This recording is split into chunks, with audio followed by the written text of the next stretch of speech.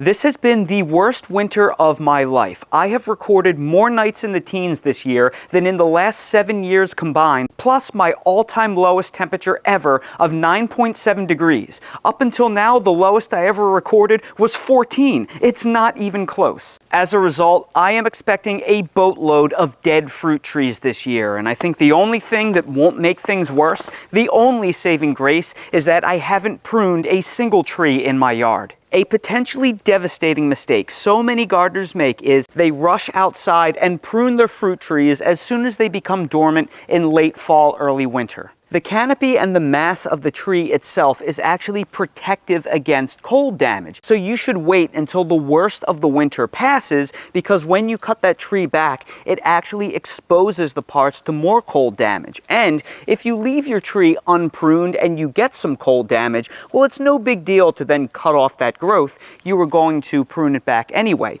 But if you do all of your pruning early in the year and then it gets hit and dies back, you have nowhere else to go. This is especially true when it comes to species of trees that are more sensitive to late frosts and freezes and cold damage, like peaches and some other stone fruits, Asian persimmon trees, pomegranate trees, and probably most of all, fig trees. Fig trees are already very cold sensitive for a deciduous tree, and fig tree growers love taking cuttings as early in the year as possible to root them, and they don't realize when they do that, they actually open up the tree to massive cold vulnerability, and it greatly enhances the chance of dieback. This is why I don't bother pruning any of my trees now until late winter, especially my fig trees. Today is February 2nd, and I'm probably not going to prune these for another 2 weeks given the forecast. And that is the only hope that I have in my trees maintaining any kind of lignification and not dying back with all of this terrible cold. Just don't count your chickens before they hatch. While my fig trees feel fine and pliable after 9.7 degrees last night right now, it can take up to 1 to 2 months for cold damage to show. So they may look okay the next day,